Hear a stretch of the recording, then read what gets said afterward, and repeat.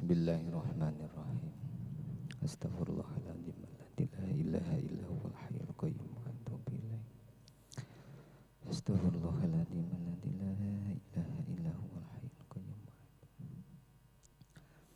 Assalamualaikum warahmatullahi wabarakatuh.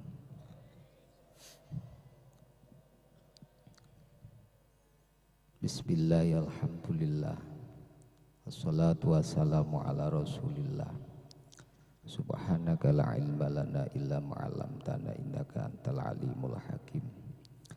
Rabbi israh li sadri wa yassir li amri wahlul 'uqdatam min lisani yafqahu qawli. Amma ba'du. Kita awali dengan suratul Fatihah. Mudah-mudahan ngaji kita mendapatkan barokah, mendapatkan ilmu yang bermanfaat dari Allah Subhanahu wa taala. Al-Fatihah.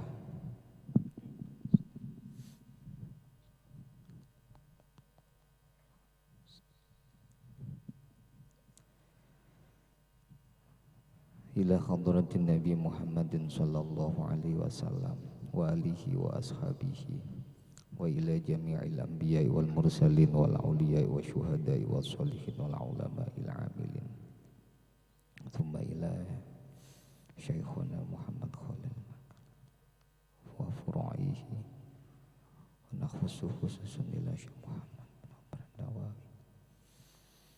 nawaitu taqarruban ilallah Allahumma anfa'na ya Allah bima 'allamtana. Al-Fatihah.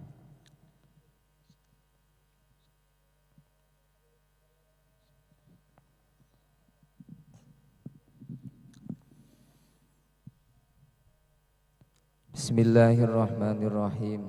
Sampai mana? Sampai enggak tahu. Iya. Masih awalan. Terus?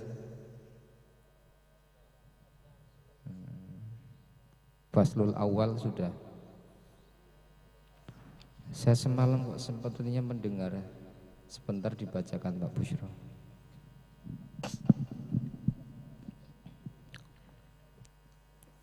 Si halaman mana?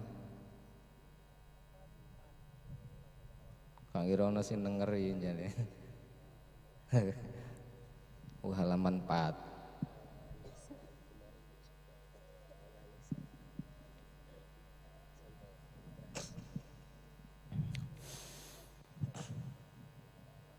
Ini.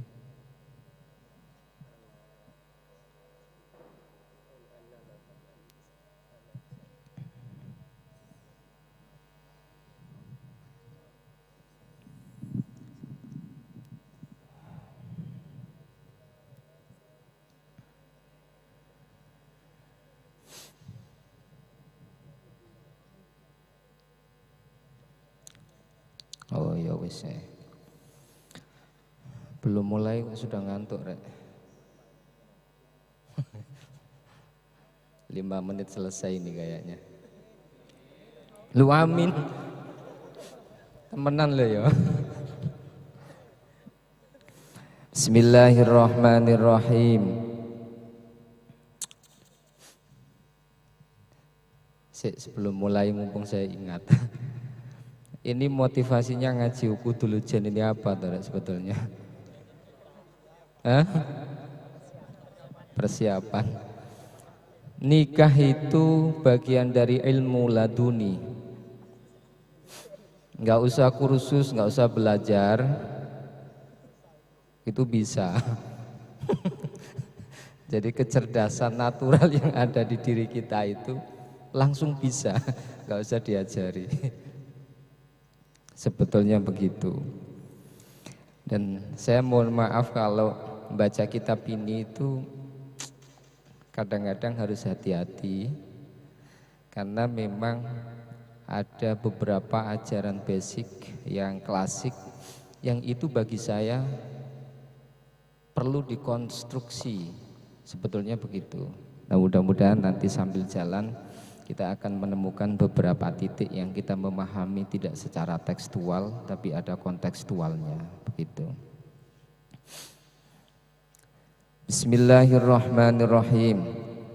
Kita mulai dari hadis. Wa qala sallallahu alaihi wasallam,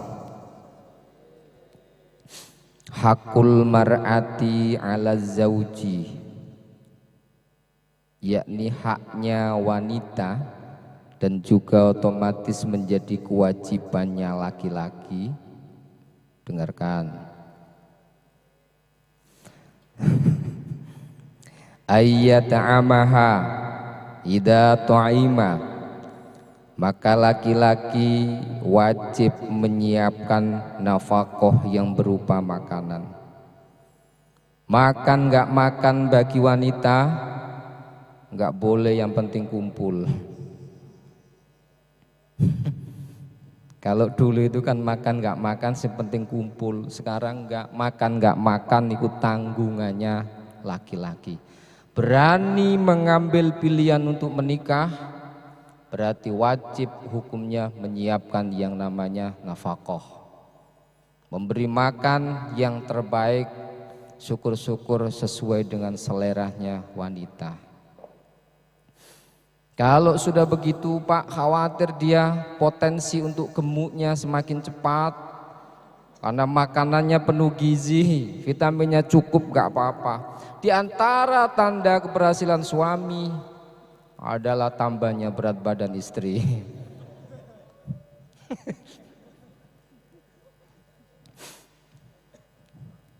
Kalau dulu itu melihat orang gemuk itu aneh. Sekarang melihat orang yang bisa menjaga tubuhnya itu aneh sekarang. Sudah nggak ada temannya. Tapi ini memang menjadi kewajiban laki-laki. Kalau berani menikah satu hal, berarti Anda harus tanggung jawab. Pak, kalau saya pasang strategi harus cari istri lima liha yang dia kaya, agar saya nggak punya kewajiban menyiapkan makanan, itu boleh, nggak apa-apa. Karena Anda mungkin satu hal ya, ketika Rasulullah itu menikah dengan Khadijah, malam pertama, karena Rasulullah itu mohon maaf dari keluarga yang secara perekonomian itu standarnya di bawah Khadijah. Biasanya kan minder, ya kan? Kalau laki-laki miskin, kemudian dia ganteng tidak, pinter tidak, jelek iya. Lalu kemudian ketemu sama wanita yang cantik, kemudian dia hartanya banyak, itu biasanya minder, sisi manusiawinya mesti muncul. Khadijah itu ternyata wanita yang luar biasa, lalu paham tentang keadaan itu. Ketika Rasulullah tidak berani mendekat, apa yang beliau katakan? Wahai suamiku, mulai hari ini dan malam hari ini, semua yang menjadi milikku sekarang menjadi milikmu. Ayo, ono ta wong wedok kaya ngene.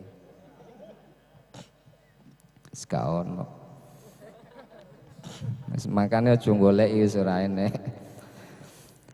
Ayyad'amaha idza ta'imah, maka ketika Anda punya kewajiban memberikan makanan, wa yaksuha idaktusia wala yadribul wajhah, dan tidak boleh memukul meskipun kondisinya nusyush, tidak boleh memukul di daerah wajah. Kenapa? Karena wajah itu adalah mahkota bagi wanita. Begitu. Makanya kalau wanita itu wajahnya nggak mulus, itu pusingnya luar biasa. Itu wanita. Kalau laki-laki nggak mulus mau nggak, wis nggak begitu dihiraukan. Tapi kalau wanita, makanya kemudian di hadis ini juga pesannya Rasulullah begitu, karena itu akan menyisahkan persoalan yang panjang, menyisahkan penderitaan yang berkelamaan. Tapi kalau menurut saya inilah hal-hal yang perlu kemudian dikonstruksi. Meskipun diperbolehkan mukul selain di daerah wajah, menurut saya tidak perlu. Karena pukulan kalimat kepada wanita itu lebih menyentuh daripada pukulan yang menggunakan organ tubuh kita. Boleh memukul kalau saran saya, tidak menggunakan tangan tapi menggunakan hidung.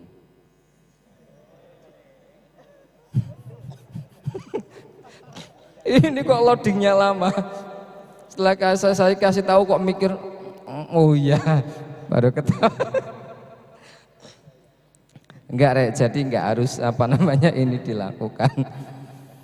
Wala yuqabbih, dan jangan berkata yang jelek kepada wanita. Wanita itu perasaannya subhanallah, sensor perasaannya itu berkali-kali lipat dibandingkan wanita. Makanya dia itu memiliki sensor sensitif yang luar biasa. Inilah yang menyebabkan wanita itu seringkali ketika mengambil keputusan dia menghindari yang namanya logika, tapi mengedepankan namanya perasaan. Sehingga setiap kali memutuskan persoalan dan ada kaitannya dengan orang lain, seringkali yang dimunculkan adalah rasa tidak enak. Beda dengan laki-laki yang seringkali kebijakannya itu disandarkan kepada yang namanya logika. Mesti dihitung cocok enggak, cocok enggak, pantas enggak, itu ukuran logika. Tapi kalau ukuran perasaan itu bukan cocok dan tidak cocok, tapi nyaman dan tidak nyaman. Update status. Dan ini loh Rek, yang berapa kali saya katakan seringkali gagalnya lelaki mendekati wanita karena seringkali lelaki itu menggunakan pendekatan yang namanya logika, sementara wanita yang dibangun adalah perasaannya. Maka seringkali laki-laki ketika melihat wanita yang cantik, pasangannya jelek, dia selalu mengukur, wah nggak pantas dengan itu, harusnya dengan saya. Publik boleh memberikan penilaian bahwa itu tidak pantas, tapi yang terpenting bagi wanita itu adalah kenyamanan bagi dirinya. Ya selesai ya. Maka siapapun yang menjamin dia nyaman berada di dekatnya, yakin dia akan menjatuhkan tempat berlabuh bagi perasaannya. Enggak penting ganteng dan tidak, itu yang penting nyaman. Cuman kalau orang jelek memastikan kenyamanan juga sulit. Butuh modal yang besar gitu loh Rek. Tapi bener, jadi seringkali wanita itu kalau mengambil keputusan mesti sandarannya itu adalah perasaan. Tapi kalau laki-laki seringkali adalah logika. Sementara cinta itu sandarnya, tempat bersandarnya ada di hati, dan bicaranya hati adalah perasaan. Maka kalau laki-laki mendekati wanita lalu menggunakan hitungan, ritme logika, seringkali yang menjadi hijab dan penghalang gagalnya pendekatan itu. Sudah, kalau bicaranya perasaan, berarti bukan berapa yang sudah saya berikan kepada dia, itu logika mainnya. Tapi perasaan mesti seringkali bicaranya adalah perhatian. Maka saran saya kalau Anda sedang mendekati wanita, tidak perlu langsung kemudian to the point mengatakan itu. Cukup perhatikan dia dengan komposisi 5 kali sehari semalam. Persis seperti sholat 5 waktu. Pagi cukup di WA, Dek sudah sarapan belum? Kalau enggak sarapan nanti perutnya sakit loh ya. Sudah gitu aja. Nanti siang hari pulang sebelum kuliah jangan lupa ngisi perut dulu ya, biar nanti energi ketika kuliah. Cie.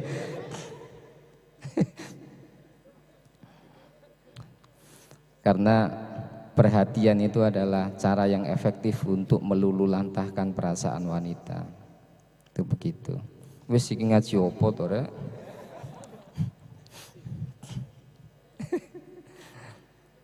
Oke.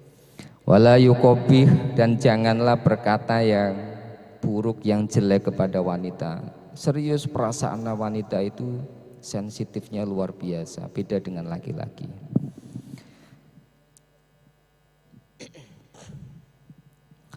Wala yahjur, ini hampir sama, illa fil mabiti, kecuali dalam hal yang darurat, ketika kita sendirian dalam ranjang, tidak ada seorang pun yang bersama kita kemudian kita katakan sesuatu pada dirinya. Makanya kenapa Rasulullah itu berpesan jangan berkata yang buruk, jangan berkata yang jelek kepada wanita. Sekali lagi bahwa perasaannya wanita itu sungguh sensitifnya luar biasa.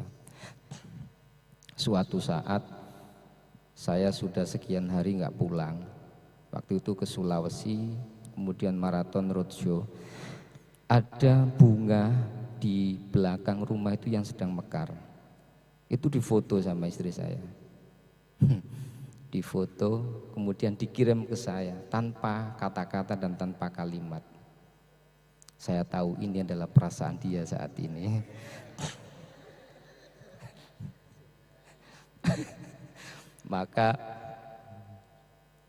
Maka saya kemudian menuliskan di kirimannya itu, ingin rasanya saya memetiknya, kemudian ku persembahkan pada yang kirim WA ini.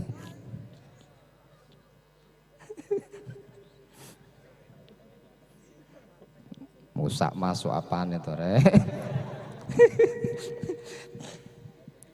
Jadi itu menggambarkan betapa lembutnya, lembutnya perasaan wanita.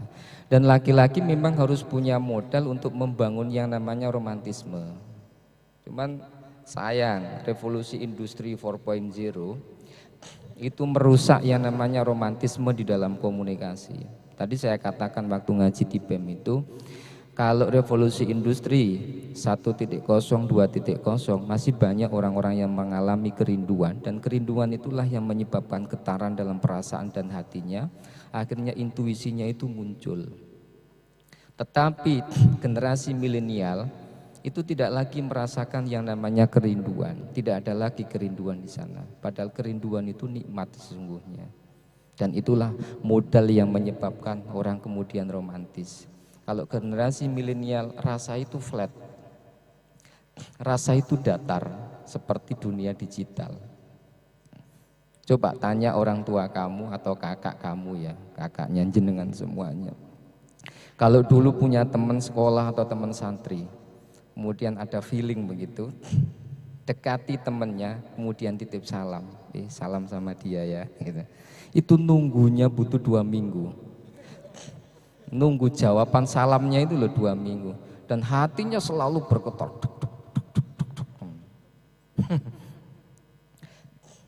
Makanya kan kemarin ada yang itu loh, yang buat history itu begini, tidak penting apakah kau memperhatikan aku, tapi bagi diriku memperhatikan kamu itu sudah lebih dari cukup untuk diriku.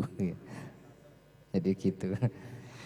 Nah sekarang Anda sudah nggak merasakan itu lagi, Re. Kalau dulu itu orang sedang rindu jatuh cinta itu, maka bait-bait dan syair-syair yang akan muncul.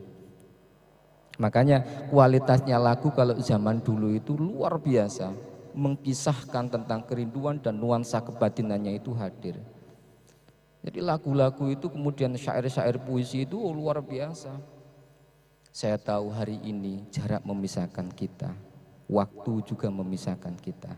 Tapi saya yakin hari ini kita berada di tempat yang sama, yakni sama-sama melihat rembulan yang indah. Sekarang nggak ada, orang kangen nggak ada, wong makan langsung difoto kirim, mau tidur selfie kirim, sambil ditulis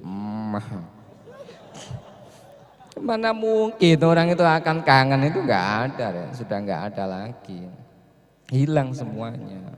Begitulah generasi milenial itu, hilang semuanya. Sudah, jadi kasihan deh loh. Kalau dulu orang sedang rindu 10 hari nggak ketemu itu, Masya Allah, kalau mau makan itu piringnya itu seperti ada bayangan dirinya. Jadi kalau ngaji melihat ini, kamera ini itu seperti ada bayangnya. Jadi fokus kita itu, lihat kita begini seperti khusyuk dan konsentrasi. Tapi sedang membayangkan wajahnya itu muncul seperti di dunia digital. Dan itu rasanya luar biasa. Anda tidak pernah merasakan itu. Makanya kasihan. Jadi disuruh romantis itu sudah nggak bisa. Gitu.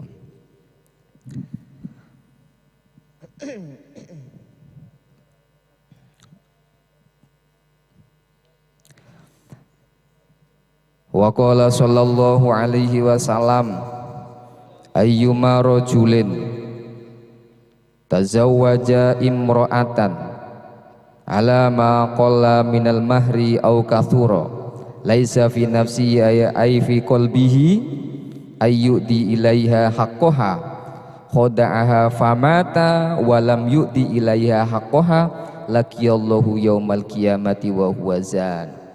Al hadits ay iqra'al haditha rawahu Tabrani. Kalau ada laki-laki memberikan mahar kepada istrinya, mahar itu haknya istri. Berapa jumlahnya mahar itu yang berhak menentukan adalah calon mempelai wanita. Berapapun yang disebutkan maka wajib bagi laki-laki itu untuk menyiapkan. Tetapi laki-laki boleh komunikasi dan boleh merayu agar wanita tidak menentukan mahar yang jumlahnya besar. Boleh. Tetapi itu sekali lagi memang haknya wanita. Begitu. Sampai nanti ketika menjadi suami istri, harta itu tetap menjadi hak miliknya seorang istri. Persoalan istri ketika mau menghadiahkan kepada suaminya untuk modal usaha boleh-boleh saja. Bahkan Mbak Maimun Zubair juga pernah berpesan, di antara uang yang kualitas barokahnya tinggi itu adalah uang mahar. Maka disarankan sama beliau kalau memberikan mahar yang banyak, yang besar, setelah itu kemudian dihadiahkan sama istrinya untuk modal usaha. Insya Allah kata beliau itu luar biasa kecepatannya untuk kemudian mengalami keberhasilan. Tetapi sekali lagi karena mahar itu bagian dari rukunnya nikah, dan itu mohon maaf saya katakan hak sepenuhnya bagi laki bagi wanita. Berapapun jumlahnya yang ditentukan itu yang menyebutkan harus dari wanita. Tapi persoalan apakah wanita kemudian memahami kondisi calon suaminya kemudian diturunkan grade-nya itu sah-sah saja dan boleh-boleh saja. Resiko, jadi lelaki harus menunjukkan kehormatannya di situ itu. Kalau sudah menyebutkan berapa mahar yang kau minta, Dek? 1 miliar.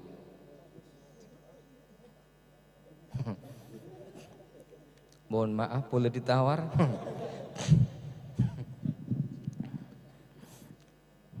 Jadi terserah. Bahkan kalau trennya di luar Jawa itu strata sosial itu juga menentukan. Kalau di Kalimantan, di Sulawesi itu mahal-mahal itu. Iya. Semakin cantik semakin mahal. Itu begitu. Makanya cari yang jelek-jelek aja kamu.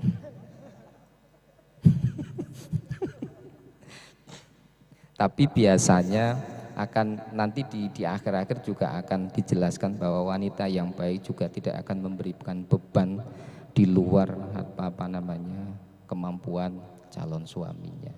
Itu begitu. Karena yang terpenting itu adalah bukan maharnya. Yang mahal itu sesungguhnya bukan maharnya, tapi bagaimana kemudian Allah menaklukkan dua hati, dua perasaan ini menjadi satu ikatan yang utuh. Wis mari. Dan barang siapa ketika ada laki-laki lalu memberikan mahar itu tidak dengan sepenuh hati, dia tidak ikhlas, tidak ridho, famata, kemudian laki-laki itu sampai meninggal, maka ancamannya Allah itu laqiyallahu yaumal qiyamati wa huwa zan ay athimun. Jadi orang yang memberikan mahar lalu kemudian dia tidak yang namanya tulus dan tidak ikhlas, tidak ridho atas pemberian itu, atas hadiah itu, maka berarti dia besok ketika mati sekalipun maka ketemu Allah dia kondisinya tidak sempurna. Itu begitu.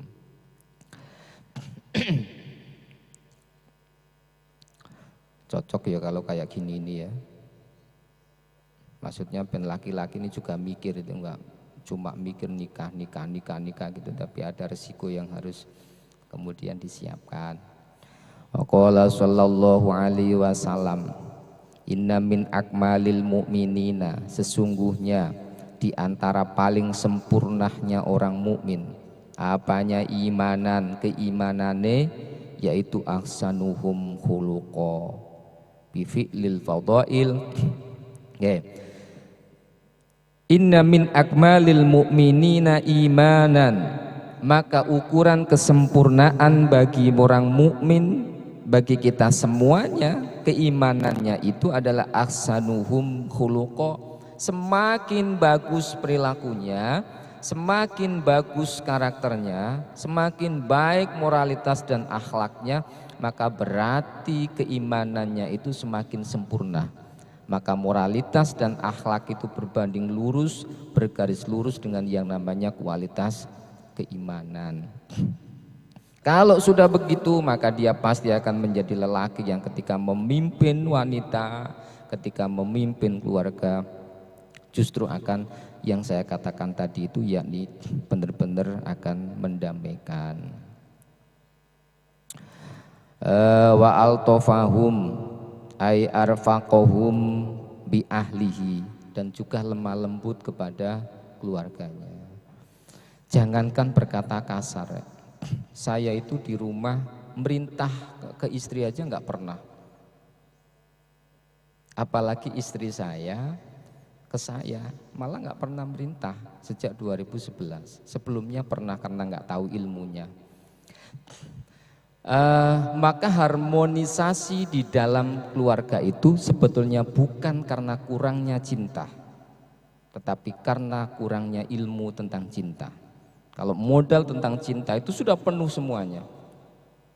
Dan ingat, modal tentang cinta itu kadang-kadang pasang, juga kadang-kadang surut.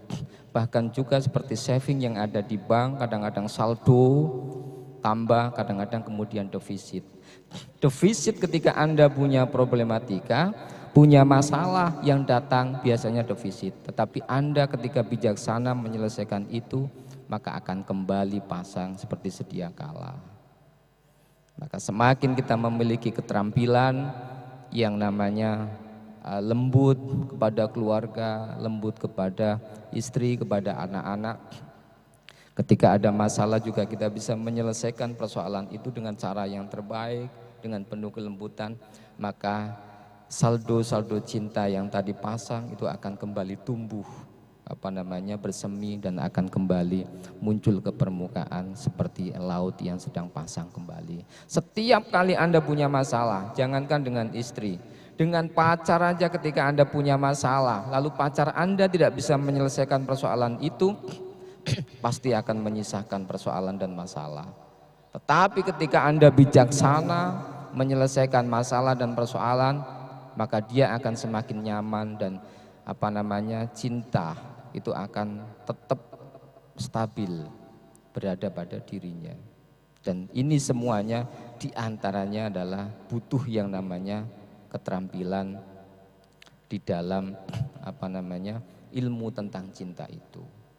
Maka rumusnya diantaranya adalah agar kita tetap altofahum, agar tetap lutfiyun, agar tetap halus, berarti yang kita butuhkan adalah hindari perintah dan hindari yang namanya larangan. Kalau sudah begitu, subhanallah, ini akan menjadi sesuatu yang luar biasa. Karena siapapun kalau terus diperintah nggak enak. Jangankan diteriaki yang kasar, berkata yang kobik seperti yang saya katakan tadi itu, wanita itu kalau terus diperintah, ma siapkan kopi, ma belikan rokok, ma gosok baju ini, ma tolong masakkan ini, lama-lama dia akan protes. Kamu pikir aku ini pembantumu tah, begitu. Padahal bisa jadi itu memang haknya suami untuk diperlakukan begitu. Tapi seringkali ini akan menyisakan sebuah persoalan. Maka caranya adalah saya katakan adalah hindari perintah dan hindari yang namanya larangan. Cukup dengan yang namanya informasi. Maka di rumah saya punya kesepakatan dengan istri dan anak, waktu itu duduk bareng di rumah ini tidak boleh ada perintah dan larangan. Jika ada perintah dan larangan keluar, maka abaikan, lakukan semaunya agar aturan ini kembali jalan. Begitu. Dan subhanallah, mulai 2011 alhamdulillah sampai hari ini saya nggak pernah yang namanya diperintah oleh istri. Saya juga nggak pernah merintah istri, cukup dengan informasi. Jadi kalau saya pulang dari Trunojoyo, dari kampus itu kemudian malam sampai menjelang Isya, saya hanya ngomong, Bu, mohon maaf tadi nggak sempat buka puasa di jalan macet, terima kasih. Cukup gitu aja. Lalu saya ke kamar mandi untuk bersih diri, siap-siap. Istri saya selalu nyiapkan piring, nyiapkan nasi, nyiapkan lauk, dan selalu nyamperin saya, Mas, makanan sudah siap, terima kasih. Itu loh rasanya suami itu kok seperti ada sodanya. Di hatinya itu loh kok bisa nyes gitu. Gitu ya Allah kok luar biasa. Jadi saya cukup kalau mau keluar kota, Bu, sesok ini teman-teman trainer itu butuh dasi yang ungu. Katanya mau seragam dan hem yang itu, terima kasih. Paginya mesti sudah siap. Jadi rasanya itu beda ya. Kalau kita kemudian latihan membangun komunikasi yang namanya dengan informasi itu. Suatu saat kejadian, saya pulang, waktu itu masih di Gresik, kemudian dia WA, Mas, tolong belikan bebek goreng Cak Ipul ya, gitu. Saya senyum aja, saya kirim stiker ke dia, senyum aja. Nyampe di rumah saya nggak beli. Ditanya, Mas, mana bebeknya? Mohon maaf, di rumah ini nggak ada perintah sayang. Terima kasih. Apa yang dia katakan? Oh iya Mas, mohon maaf, tadi saya salah. Harusnya saya hanya ngomong, Mas, mohon maaf tadi nggak sempat masak dan anak-anak biasanya suka bebeknya Cak Ipul.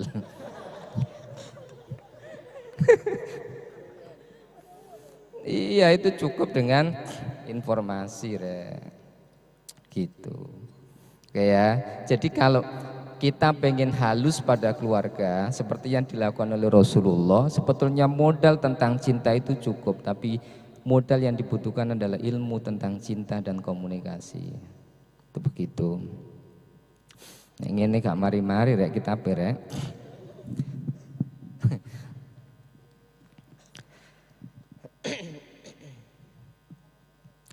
Wa qala sallallahu alaihi wasallam, khairukum li ahli. Sebagus-bagusnya kalian, paling bagusnya kalian itu adalah khairukum li ahli. Semakin Anda baik, semakin Anda bagus pada keluarga, maka semakin Anda itu berarti berbanding lurus dengan kualitas keimanan dan Anda itu termasuk orang yang baik. Wa ana, kata Rasulullah, wa ana, saya, kata Rasulullah, itu khairukum li ahli. Jadi Rasulullah itu perhatian kepada istrinya. Sampai kadang-kadang kita semuanya mungkin pernah mendengar Rasulullah itu memanggil salah satu istrinya dengan sebutan Humaira. Humaira itu karena kulitnya putih dan di pipinya itu muncul kemerah-merahan. Kualitas kulit yang bagus itu biasanya putih, jernih, bening, tetapi di pipinya itu tanpa dikasih sido itu tetap muncul yang namanya kemerah-merahan. Makanya Rasulullah itu memanggil dengan sebutan Humaira. Orang itu kalau dipanggil begitu, wahai Humaira, orang yang pipinya kemerah-merahan itu tuing. Dan di matanya itu akan muncul daun waru yang warnanya merah begitu. Maka julukan itu boleh, tetapi nggak boleh nyindir. Kalau istrinya kebetulan pesek, kok kita sebut wahai pesek, itu menyakitkan. Lebih menyakitkan lagi kita bilang wahai istriku yang bangir. Itu lebih parah lagi. Itu namanya nggak baik sama keluarga. Jadi kalau suami kita hitam, lalu kita wahai rajaku yang hitam. Janganlah. Atau malah sebaliknya, wahai suamiku yang kulitnya putih. Itu semakin menyakitkan.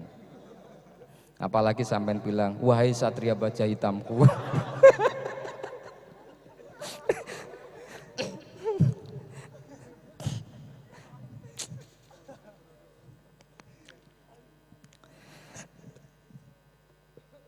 Ojo ditiru rek ini rek, mau dicatat jadian. Rawahu Ibnu Hibban wa qala alaihi salam khairukum khairukum linisaihi wa ana khairukum linisai. Di hadis yang lain Rasulullah juga mengatakan hal yang sama. Wa ruya an-nabi annahu qala man sabara ala su'i khuluqi imraatihi, barang siapa yang bersabar atas perilaku buruknya atau atas jeleknya karakternya seorang istri, ayo a'tahullah, maka Allah akan memberikan minal ajri, yakni pahala, mitlama a'ta Ayyub, mitlama a'tahu, sebagaimana Allah memberikan pahala itu kepada Nabi Ayyub alaihissalam ala balaihi. Kalau ada suami yang bersabar ketika istrinya itu memiliki perilaku yang buruk, memiliki akhlak yang tidak bagus, tetapi suaminya tetap sabar, istrinya cerewet, marahan, sudah jelek, tapi kita tetap sabar, maka kata Allah orang ini itu akan diberikan kualitas pahala sebagaimana Allah memberikan pahala kepada Nabi Ayub. Maka kalau Anda kepingin suaminya dapat pahala sekualitas Nabi Ayub, maka jahati aja suami kamu. Ketika dia kaget, mah kamu kok jahat sih? Enggak apa-apa, papa biar merasakan nikmatnya pahala seperti Nabi Ayub.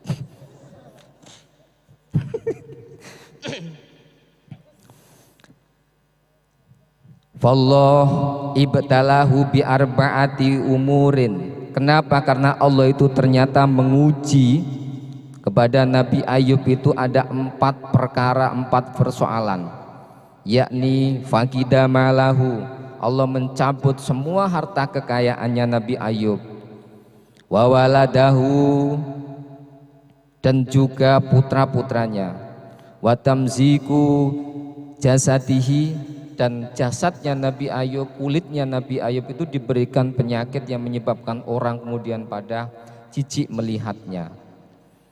Wahajaro jami'un nas, dan orang-orang pada hijrah, semua orang pada menghindar kepada Nabi Ayub illa zaujatahu, kecuali istrinya Nabi Ayub. Subhanallah. Kalau di kisah yang lain bahwa istrinya juga sempat pergi karena Nabi Ayub itu kaya, nanti dijelaskan, tapi hartanya semuanya dicabut oleh Allah, anak-anaknya diambil oleh Allah, kerajaannya diruntuhkan oleh Allah, tetapi orang-orang juga semuanya meninggalkan Nabi Ayub. Hanya 1 orang yang tetap setia menemani Nabi Ayub, dan itu adalah istrinya. Ingat, kesetiaan istri itu diuji saat suami tidak memiliki apa-apa. Jika ada wanita yang setia tetapi suaminya memiliki apa-apa, itu bukan bukti kesetiaan. Mau diulangi lagi?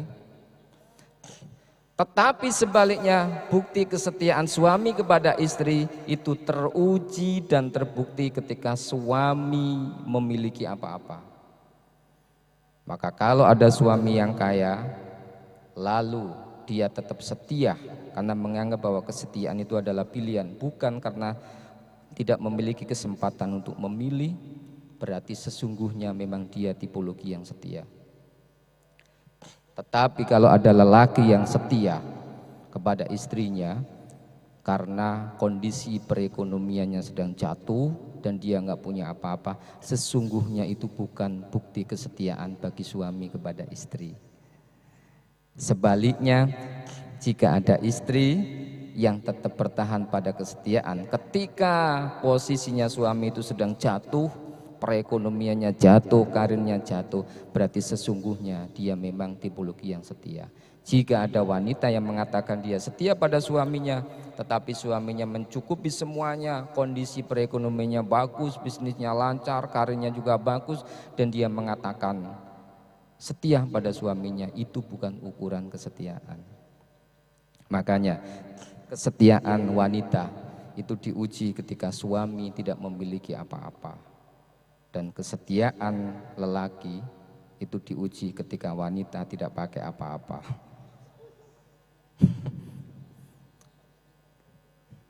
Nah, ada yang ketawanya belakangan, mikir dulu. Ya, jadi ukurannya itu berbeda. Maka kalau istrinya Nabi Ayub itu tetap setia kepada Nabi Ayub ketika orang pada meninggalkan semuanya. Ketika Nabi Ayub diuji dengan sakit yang menjijikkan bagi orang lain, semua hartanya diambil oleh Allah, tapi tetap di dalam yang namanya pengasingannya itu istrinya tetap mengirimkan sesuatu. Istrinya tetap menyupli yang namanya makanan. Subhanallah, kok ada ya wanita kayak gini ya? Dari 800 orang yang di belakang itu ada nggak kira-kira? Nggak ada.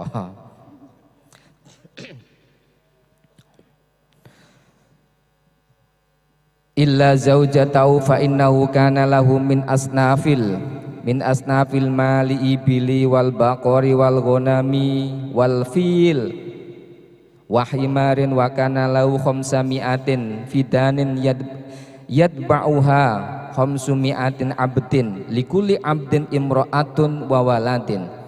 Jadi Nabi Ayub itu memiliki 500 gembalaan, kemudian memiliki budak jumlahnya 500 untuk mengendalikan itu, lalu di setiap budak itu memiliki istri dan juga memiliki anak. Anda tahu bahwa zaman dulu yang namanya budak itu minmal, yakni termasuk bagian dari kekayaannya majikannya zaman dulu.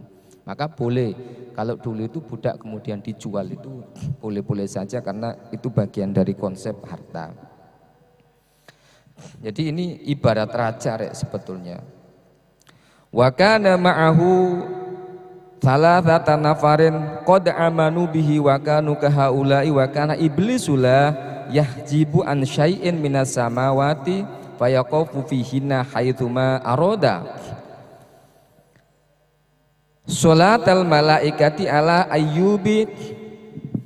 Jadi ceritanya yang namanya iblis itu sempat mendengarkan yang namanya komunikasinya yakni malaikat dengan Allah.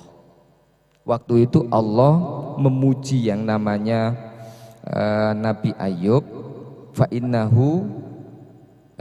innahu abdan syakura. Ini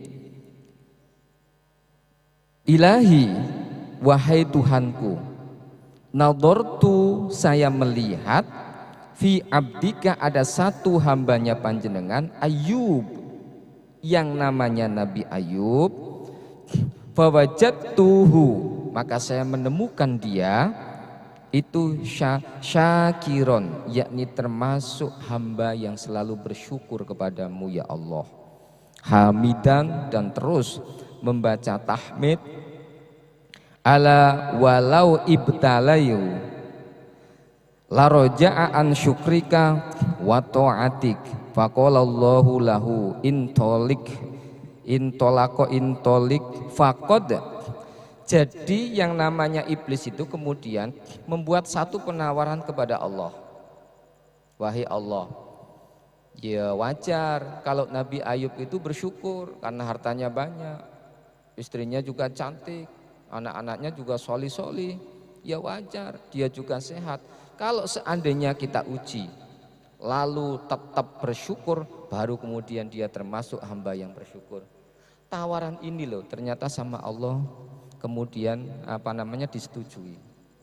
Oh ya wes, intolik wis budal, berangkat dan ujilah kualitasnya Nabi Ayub bahwa beliau itu memang benar-benar memiliki kualitas syukur yang luar biasa.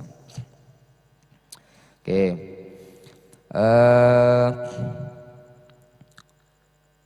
Faqala Allahu lahu intolik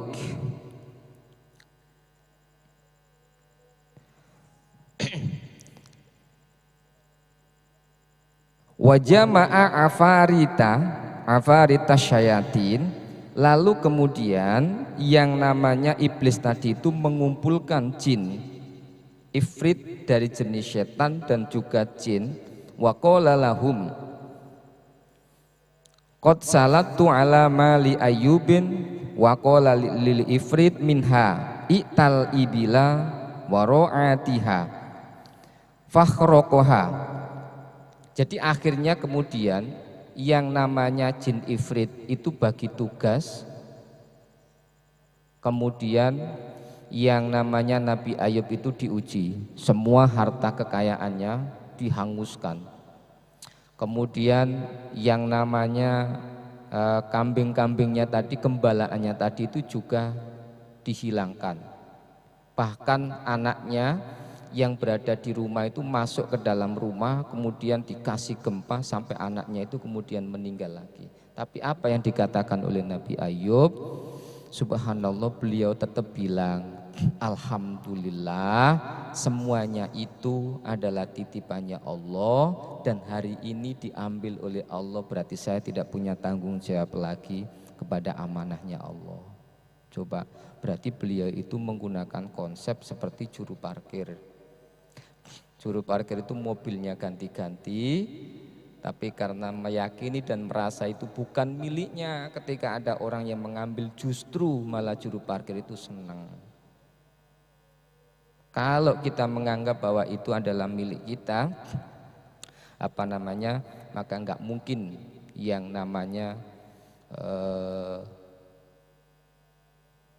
batin dan hatinya beliau itu kemudian bisa ridho begini. Kenapa? Karena bisa mendudukkan persoalan ini. Itulah berarti konsep kepemilikan itu harusnya kita menyadari ini semuanya adalah titipannya Allah. Kalau sudah begitu suatu saat diambil oleh Allah, kita itu nggak nyesel, kita juga nggak sedih. Istri juga miliknya Allah, anak juga miliknya Allah, apalagi pacar. Kalau pacar diambil orang, sudah alhamdulillah saya nggak ngerawatin lagi. Sudah gitu aja. Kalau kita merasa bahwa itu milik kita, maka hati-hati, suatu saat kita dipisahkan mesti sakit di hati ini sungguh luar biasa. Semakin sesuatu itu nempel di hati, semakin kenceng nempelnya, maka berarti akan semakin sakit ketika dipisahkan. Sesuatu semakin dekat, sesuatu semakin erat, semakin kuat nempelnya, kemudian dipisahkan, maka sakitnya juga akan semakin lebih. Botol ini saya tempelkan di kulit saya, karena nempelnya nggak serius, ketika dipisahkan maka saya nggak sakit. Tapi karena jari saya ini nempel dan bertahun-tahun, maka kalau ini dipisahkan satu, diambil dengan tanggem begitu, maka sakitnya luar biasa. Gigi ini karena nancap, karena nempel, lama nempelnya dan kenceng nempelnya, maka ketika dicabut itu juga merasakan sakit. Kalau seandainya gigi ini nggak nempel, dia di luar, dicabut nggak sakit.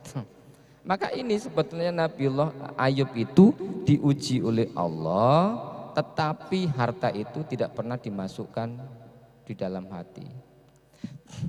Saya pernah merasakan ini, Rek.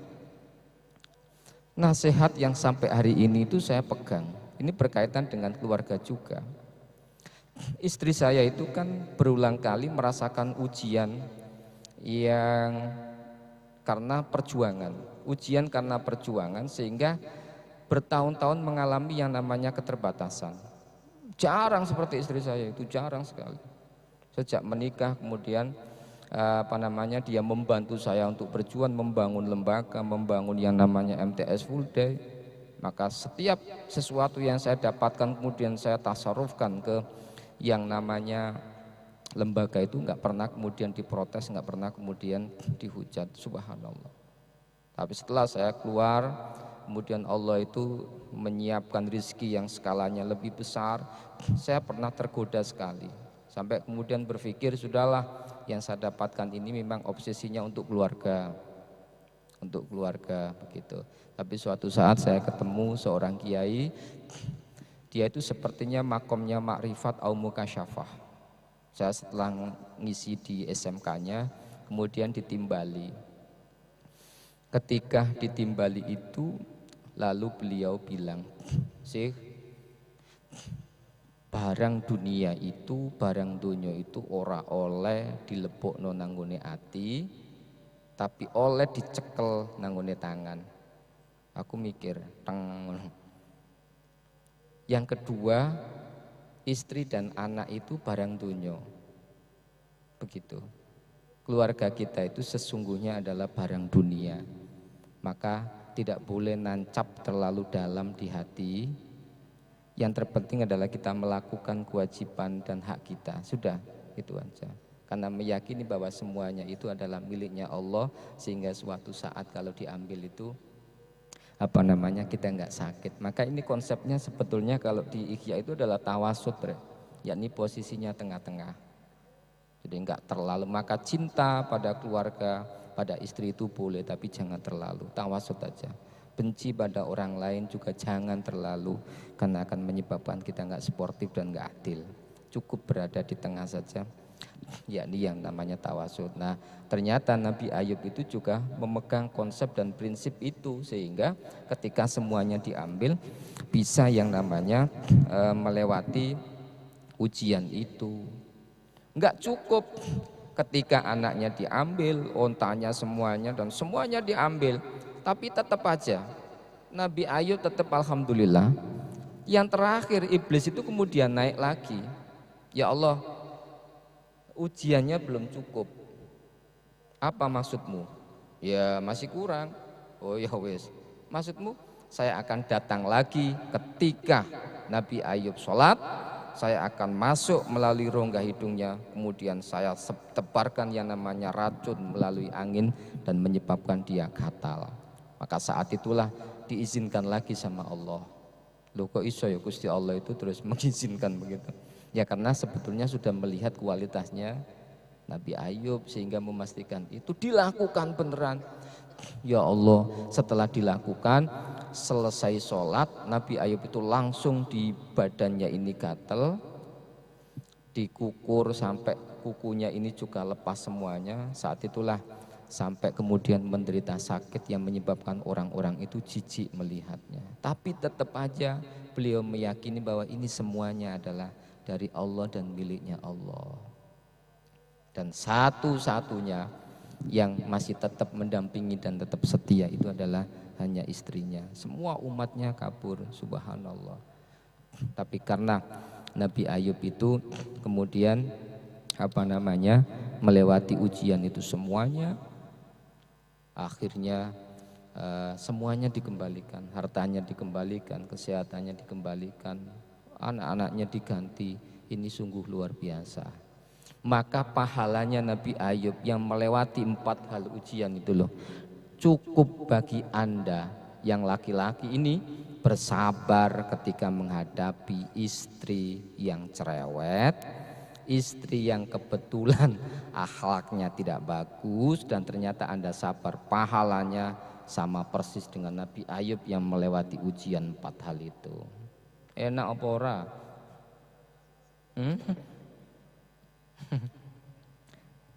Maka nggak apa-apa ketika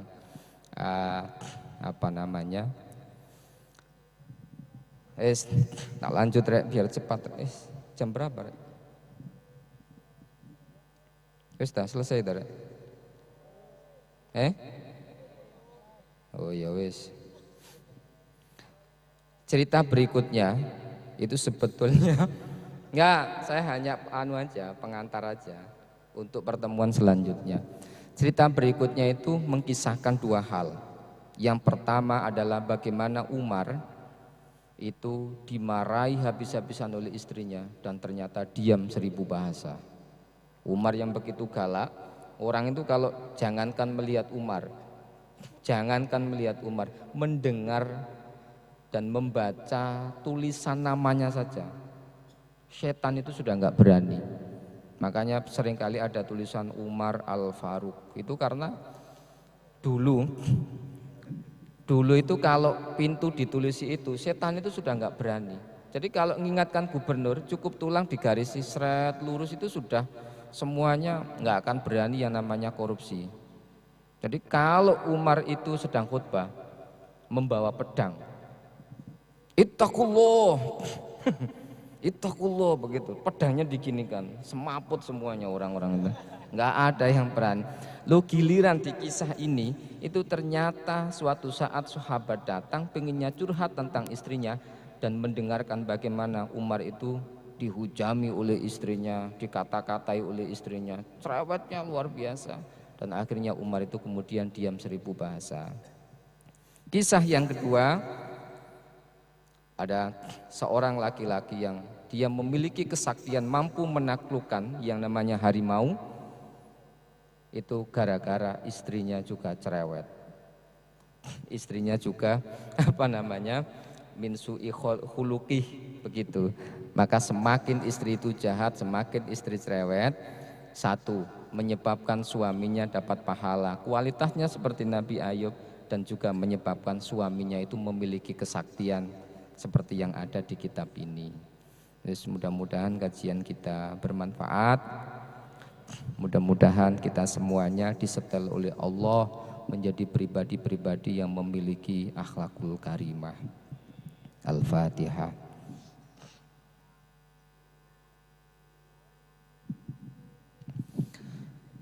Rabbi fanfa'na bi barakatihim